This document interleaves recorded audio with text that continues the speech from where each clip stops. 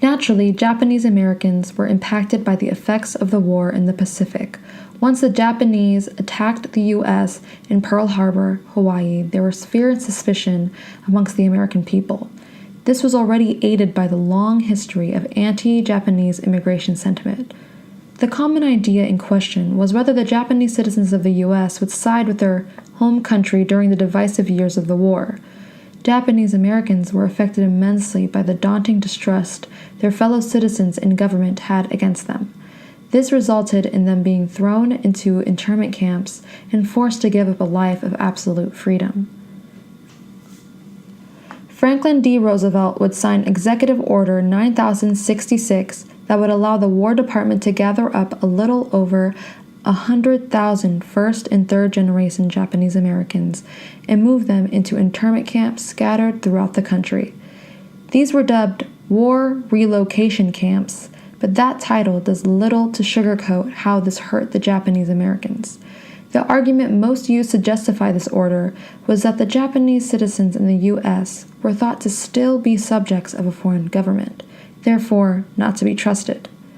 Beginning March of 1942, Japanese Americans were forced to register with the War Relocation Authority, or the WRA. There, their citizenship would never be formally stripped. However, living in the camps alone nullified the civil liberties and freedom a U.S. citizenship had promised them. These camps were quickly and poorly built, surrounded by fences and barbed wire. Families would be forced to live in single-room houses where decent health care, education, and nutrition was not adequately provided. In 1946, the Japanese internees struggled to return back to their normal lives. They were released without so much of an apology until 1988, when the government issued a formal apology and reparations of $20,000 to all internment camp survivors.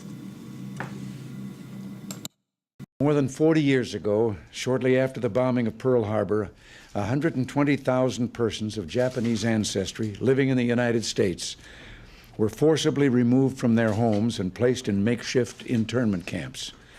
This action was taken without trial, without jury. It was based solely on race, for these 120,000 were Americans of Japanese descent. Yes, the nation was then at war, struggling for its survival, and it's not for us today to pass judgment upon those who may have made mistakes while engaged in that great struggle. Yet we must recognize that the internment of Japanese Americans was just that, a mistake.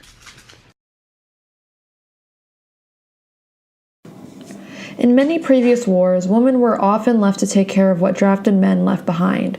This included taking care of the house, family, and even work. During World War I, it was usually only the young single women who left their homes to pursue joining the workforce. However, in the following World War, this was not the only case.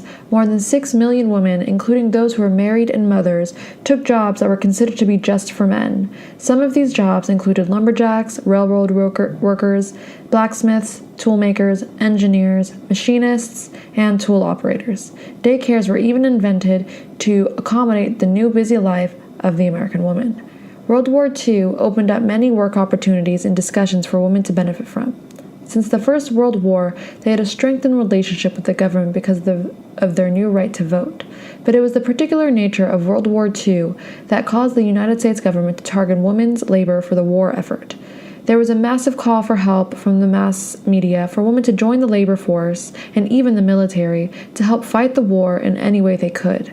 This outreach led to an overwhelming number of women volunteering their help in the name of patriotism.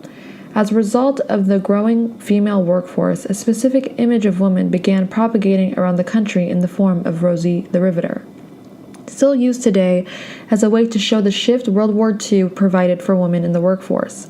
It was originally used as a persuasive technique by the mass media to draw more women in to help the war effort. However, once the war ended, this image began dissolving with it. Back were the men to take their jobs.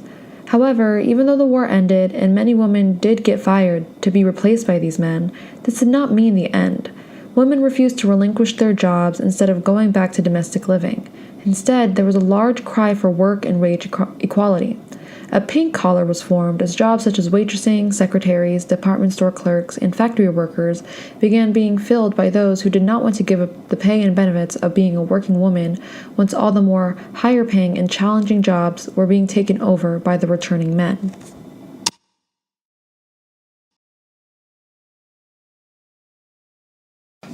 The decade following the ending of World War II was one of immense financial stability. With soldiers coming back home, they were promised to be taken care of by the government they fought for. The GI Bill, formerly the Servicemen's Readjustment Act of 1944, sought to provide returning service members with benefits including low-cost mortgages, paid for high school and college education, and low-interest loans. This bill was also a way to stimulate even more economic growth.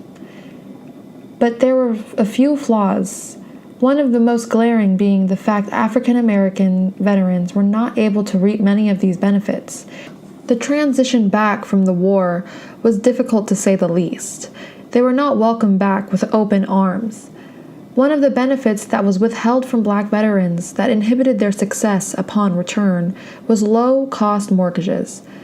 Amongst a period of rapid suburbanization, many banks were avoiding bad bet loans, which basically meant they were not going to loan out money to someone of color because of the risks that would entail.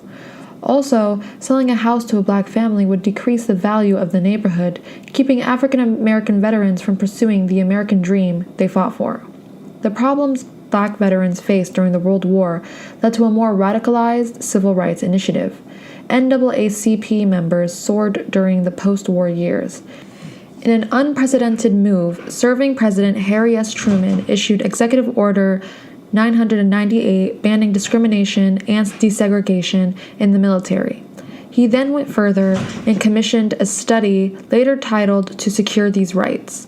The study found that a racial caste system was prevalent in the states, denying African Americans employment, education, voting rights, and just as mentioned before, housing. The resistance against civil rights was in a way lessened by the effects of the Cold War. The U.S. was fighting a war against communism, which defined itself as a class-free society where everyone was equal. How could the U.S. pre-democracy's values as freedom when their own soldiers are being discriminated against? Fighting this propaganda meant having to make American democracy a more equal system.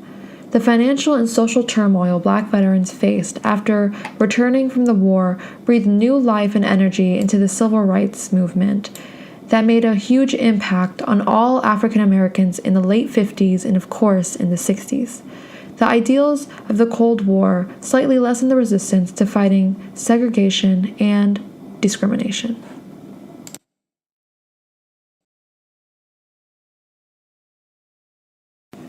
The 1950s was a time of tremendous economic growth and social change. Overall, life was good for these suburbanites, where it was easy to get a loan if you were white, and all you had to worry about was whether to buy a blue or red Cadillac. The Cold War impacted these suburbanites by forcing them into a mold of a perfect product of democracy to ensure allegiance to the U.S.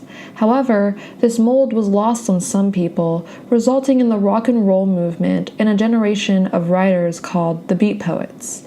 The culture of conformity was perpetrated by the mass hysteria and paranoia incited by the Cold War and the phenomenon that was the Second Red Scare. The threat of communism infiltrating domestic ground was the number one concern amongst most impressionable Americans. The Cold War not only established a widespread fear and contempt for all communist ideals, but it also established certain societal standards such as specific gender, sex, and social roles. Some of these included the suburban housewife, the working husband, and a couple of kids who always respected authority. During the Cold War, there was a general agreement amongst everyone. We are against communism and must act to contain it. But the need to conform to that widespread consensus leaked into almost all aspects of life. It was important to unify as a nation, so everyone had a role in containing communism. That's why it was important to be a certain way. To push this wholesome American family was somehow a way that the average citizen can help ward off this dangerous threat from home and promote the amazing effects of old-fashioned democracy. However, nothing is perfect. not even the 50s. There were several cracks in society that went against the strict norms set in stone. Certain famous quote-unquote cracks was the coming up era of rock and roll, initiated by performers like Elvis Presley. He portrayed himself promiscuously, which went against every preferred representation of a straight white man. There were other musicians who critiqued the monotonous life of American suburbia. People in the houses all went to the university where they were put in boxes and they came out all the same. Another group of people, dubbed the Beat Poets, also criticized their nation's practices and norms through their writing. The poem titled America by Allen Ginsberg featured scandalous lines such as, "America, I used to be a communist when I was a kid and I'm not sorry. I smoke marijuana every chance I get." And, "America, I'm putting my queer shoulder to the wheel." These lines portray how beat poetry was used as a tool to comment and rebel against the strict set of societal rules set upon by the 50s. Being outspoken and unapologetic about doing drugs, being queer, and being a communist is incredibly scandalous. It was not something that was embraced during this decade of conformity.